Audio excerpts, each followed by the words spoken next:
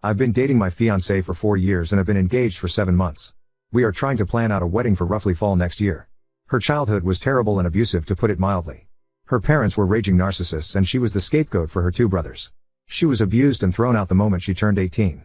She was, however, a great student and hard worker, so with some scholarships and a part-time job, she has a great career and is pretty independent. The problem is that she still had contact with her family. None of them have changed. Well, actually something has changed. They have become more financially dependent on her. They enjoy slowly creeping back into her life and emotionally blackmailing her for support or whatever she can do. They're not pleasant about it either. They're rude, smug, and generally enjoy being a nuisance. And my fiancé can't say no. No matter the horrible things they say or how they outright try and intimidate her openly. I've always known her family history and have always supported her through the issues with them, but in the last year or so they've become far more brazen and asinine. They come over to our house more often. They make messes all around the place. Her mother acts like she's the fucking stepmother from Cinderella. Her dad drinks all my fucking beer and empties out half the fridge. Her brothers stop by occasionally to act as mouthpieces for their parents. They practically trash the place and leave us to clean the mess. And where is my fiancé in all this? Quietly standing in the corner, practically shaking. I'm no fool here. There is legitimate trauma. There's her need to feel loved by them and her hoping they will appreciate her. Before one of you noble commenters states the obvious, she's been in therapy for this for years. I've tried to establish boundaries. For nearly 2 years I've been trying to push these ass clowns away. But this is her house she purchased, and no matter of contributions, financial of otherwise, will she let me have a say on who comes into her house. She's been beaten down mentally and emotionally by them for so long. She has told me recently that she wants to earn their approval. How they were right about her. How she needs to be better for them. I've had too many emotional conversations with tears and begging to count, hoping she will take the steps to get better. But she's an adult. I can't force her to do anything. I love her, but I can't help but feel so resentful of what she's doing. It's agonizing watching someone you love, someone who you know deserves so much better, openly destroy themselves for people like her family. It's been painful watching her cry herself to sleep one too many night because of them. I've tried too many times to help her get out of their clutches. But I have to think of the future. What happens when we have kids? What happens when she is postpartum and invites them over? What happens if there is a medical emergency for either of us? What if our finances get tight and they still demand money? This is the in-law family from hell and I won't be able to avoid them. Tomorrow I'm going to tell her how I want to delay the wedding until firm boundaries are established. If she resents, I walk. I can't do it anymore. I refuse to watch a slow death like this any further. Update 1. The night after I made the first post I had decided that I was going to have a heart-to-heart with my fiancée about her family. However, she came back from work the next day early and I already was off that day, so I initiated the talk a little sooner than I planned. Essentially, I told her how this arrangement was not sustainable. I did not feel comfortable marrying her due to how much involvement in her life her family has, and I certainly did not feel comfortable bringing a child into this world with them. I didn't want to tell her cold turkey no contact with them, but strict limitations to start with on them coming over, and what they can do around the house. I also requested couples therapy before marriage. She wasn't happy. She was just staring angrily at me while I spoke, then started yelling at me when I finished. She told me I don't understand their dynamic, that it worked for her. I told her that they're abusive users who will bleed her dry and I have never seen them show any decency to her. She told me she just had to work harder for them to appreciate her. I basically yelled at her that a parent's child shouldn't have to beg and plead and work for them to be loved. I finally told her that she sets limits with them where I walk. She was livid, and since I was living in her house I was kicked out. So the past few days I have been staying in a hotel and have had my stuff taken out and put into storage. And frankly, it's been great. I am going to stay with family for a few weeks around mid-July, and after that I am going to go house searching for myself. I have spent the last couple days relaxing, catching up on movies and video games I haven't had time for, and could go back from work to a quiet room without her family tearing the place apart. Yesterday, however, things came to a head. We have basically been no contact since she booted me out, but I know every Saturday her family loves to spend the afternoon over and she uses me as a shield from their abuse. However, in a very petty move, I simply kept my phone muted all day and played Disco Elysium. I knew she would call back for help with her family, and at this point pure resentment was kicking in for her and I wanted nothing to do with her issues. By the end of the night she had sent me over a dozen texts and finally 2 frantic voicemails begging me to come home. I decided to come over to check up on her. Long story short, she was sobbing in the living room, and when I came to talk to her she was practically crushing my back, hugging me and sobbing. I gave her time to cool off and asked what happened. Long story short, her parents and brother came by to gift money from her and say horrible shit to her. She wanted to have me come over to help, but I was ignoring her, and when she tried to have one of her friends help out and everyone basically said fuck that, it all started clicking in for her. She kicked her family out, but not before they said some utterly vile shit to her I won't repeat. She kept apologizing to me and told me over and over to come home. I told her plainly that I had started to build up heavy resentment towards her for some time, and while I loved her and understand it was trauma and not her being outright abusive, there was major issues that would need to be addressed if we were to move forward. 1. She sells the house and moves. We make roughly the same amount of money and we will buy a house together. I am a grown-ass man and I will not live in a house I have no equal agency over. 2. Her family will never step a foot in it. They will never come over. They will be treated by me in a very threatening manner if they try and come in. 3. She gets a new therapist and we start premarital counseling. 4. She never makes me interact with her family. 5. We will go LC with her family right now, but make no mistake, we are working towards full NC on her end. I told her I love her. We have been together for a while now and have beautiful memories together, and I know she is suffering from abuse, but these are non-negotiable, and if she has a problem with any of them then we have to go out separate ways. She told me she's realized for a while now that her family is toxic and unhealthy. She wants to make changes. She has accepted, but some of these will take a while to see through. For now I'm going to stay in the hotel until I head back to stay with my family. She is welcome to come over, but I have made it clear her house is not somewhere I want to go.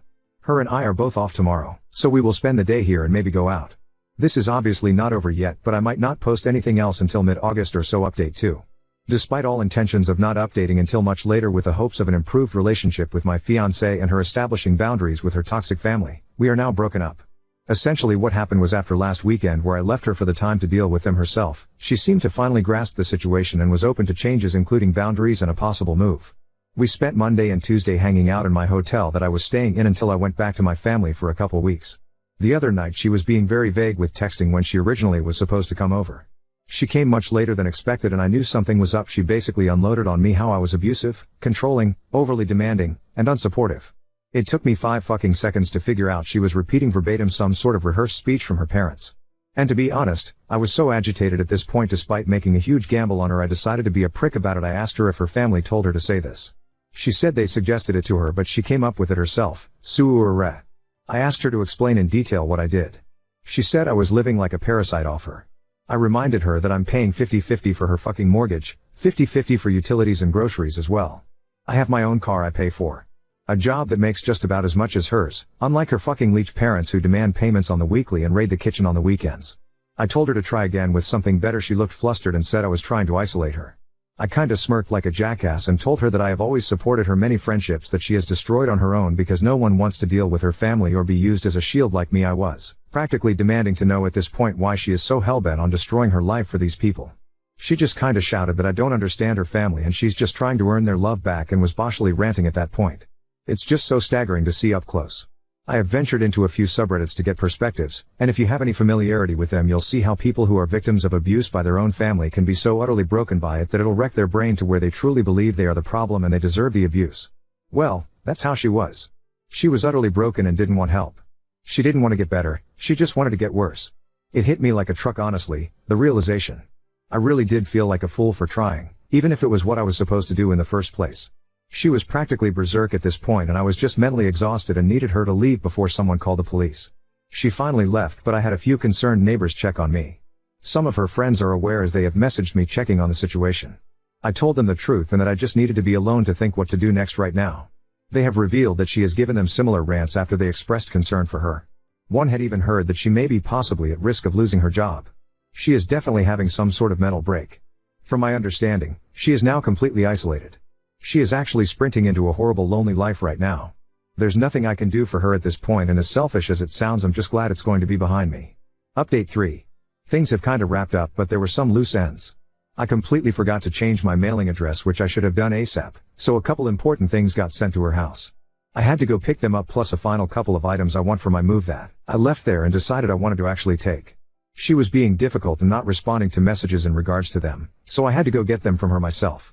I brought a mutual friend just in case. Thankfully she was at least cooperative in letting me get my stuff and it wasn't much of an issue. Everything else was, though, she had a lot of nasty things to say. Telling me she was already sleeping around. Telling me how happy she was now that I was gone. Telling me she's finally free of me, how she's going to be so much better off without me. A lot of generic insults and horrible things you would commonly expect from a nasty breakup. And you know what? It was so fucking obvious it was a rehearsed script from her family, and you could easily see how miserable she was. She looked like a mess, like she hasn't slept in days. The house was a mess. She wasn't even yelling it. She sounded so exhausted and broken when she said it. She didn't even smile when she said anything. Just a face contorted in hate and anger. She was not the woman I knew anymore. That person was gone when I was getting ready to leave. She was still going on. I was fed up and told her something along the lines of congratulations. Your friends are gone. Your human shields are gone. Your engagement is over. Your support is gone. Anyone who ever treated you like a decent human being is gone. It's just you and your family. I hope you're happy while they bleed you dry. It probably didn't go like that, but something like it. She just stood there. Literally just stood there and looked at me with indifference and walked away as I walked out the door. As we were leaving, the mutual friend Tiffany asked if I was okay. I reassured her I was, and I'm just trying to get myself set up to go home next week. She also confirmed that she hears my ex did lose her job for not showing up for several days and basically ghosting them. They're going to try an intervention next week, and asked if I could participate, but I'm not delaying my travel because frankly I just want a clean break. I know for a fact that if I stay involved and only going to be witnessing the slow descent to either a full break or a suicide. I just can't do that. Despite all this, I'm actually excited for the future, and I have realized that I ignored way too many red flags at the beginning. Even with everything that happened, I know I'll be doing good and I'm going to be alright. I expect this to be my final update. I'm still in town until Sunday afternoon, so something could happen while I'm still here, but if anything does, it won't be exciting. Update 4. I'm currently back in my home state with family, refamiliarizing myself with the area. I have 100% decided to stay here permanently and am starting the long process of looking up homes in the area. I've been doing great and hanging out with friends and family. A couple mutuals with my ex-fiancée have let me know what's been happening, and things finally seem to be getting better. The plan was for an intervention Sunday, but Saturday night after her family visited again, she called friends in an absolute manic state, and it finally seems to have clicked how bad she screwed up. It was a full-blown panic attack and meltdown which ended with her in the ER. Needless to say, she finally admits how miserable she is and that she's messed up her life badly. Apparently she tried calling me, but I had her blocked. She still has her job, and that info about her losing it was wrong, but she's hanging by a thread there, and her boss has basically ordered her to use her PTO for a few weeks to get her head on straight. She's a valuable asset there, and they are trying to make sure she can fix herself before they pull the plug on her. Her friend group is extremely close. My ex was someone who was a very helpful and supportive friend, so it makes sense her group is going this far in trying to help her. It is, however, an unspoken agreement that if she goes back to how she was again, that they are all prepared to let her sink on her own. She's doing as well as can be expected. Her family has continued to heads her with calls and messages. They've tried showing up to her house but have been firmly redirected by friends and even neighbors. I hope she truly understands the kind of support system she has. As trashy shitshow family disputes usually go, her parents and brothers have taken it to Facebook, which from what I heard has been in my ex's favor, as it has exposed their behavior to many more people and seems to have shut them up for a little. Finally, she had one of the mutuals pass a message to me. Essentially it was her admitting all the horrible things she said to me were not true and were done by her family, as I knew they were. She apologized for how things ended and hoped we could one day reconnect.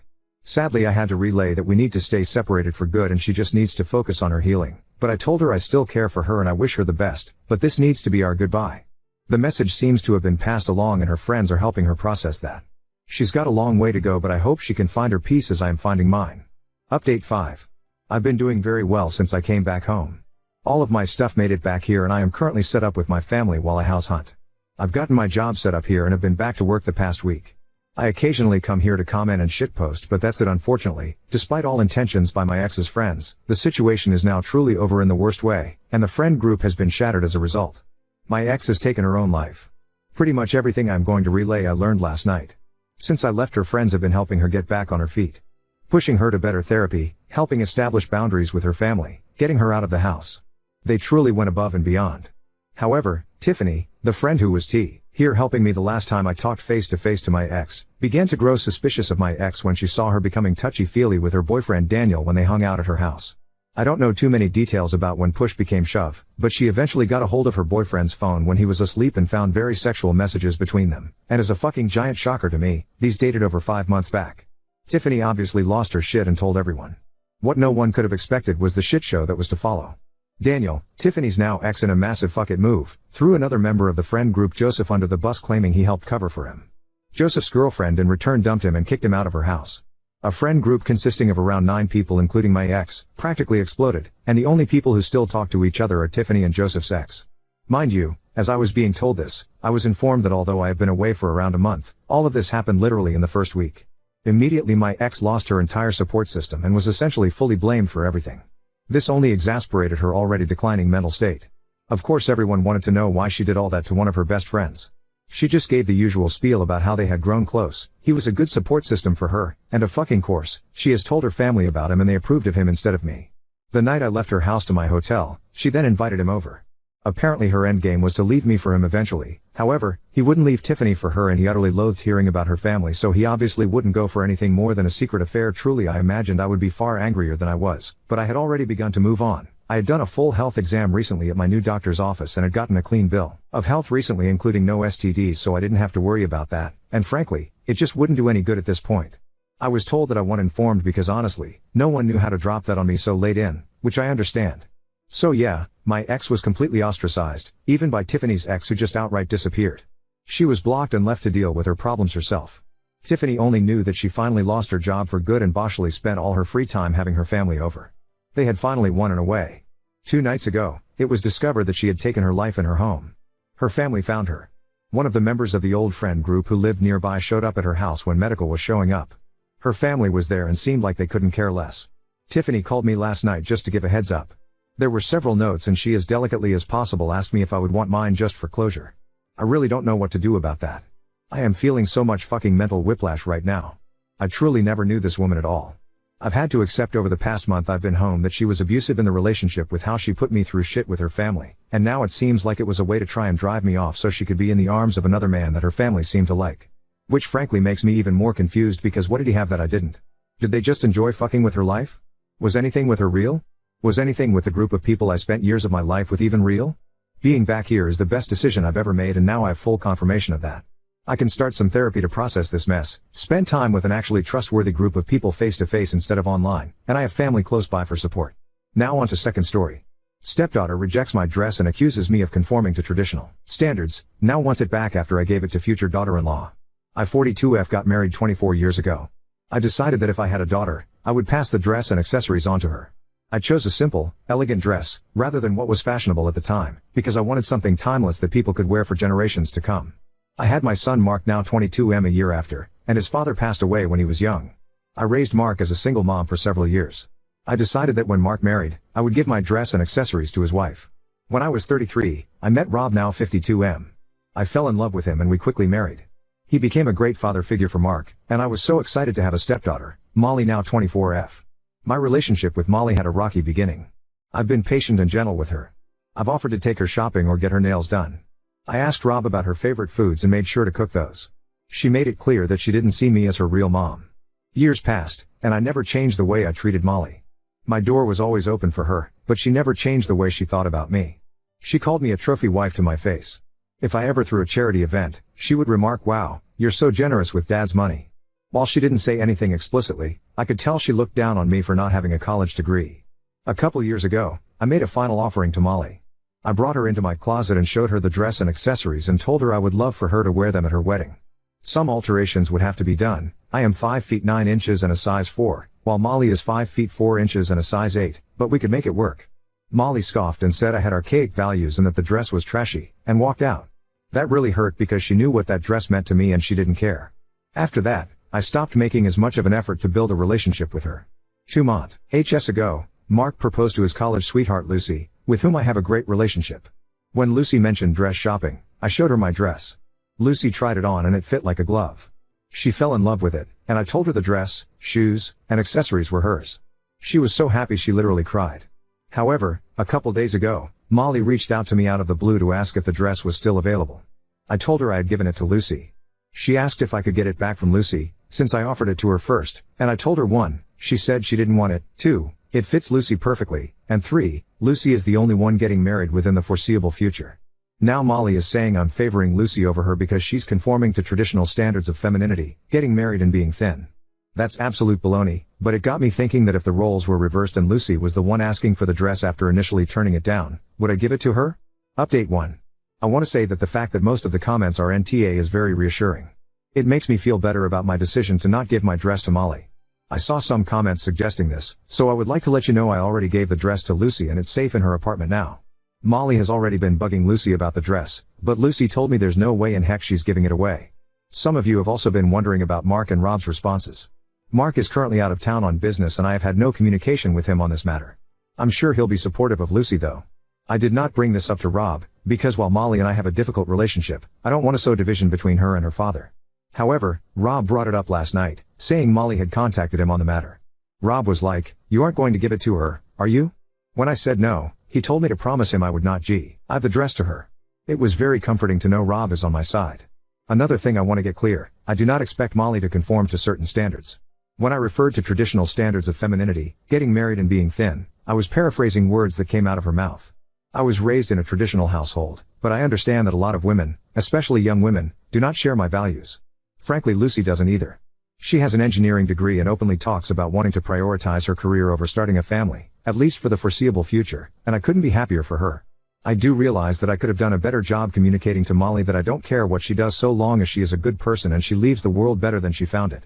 Lastly, because after reading the comments I fear I painted Molly in a bad light, I should say that Molly has had a rough life due to the divorce between Bob and her biological mother. I have never met her mother, and I don't want to go into gross detail on the internet about someone's life other than my own, but I will say that her relationship with her mother is not great. I think Molly might be projecting aspects of that relationship onto me.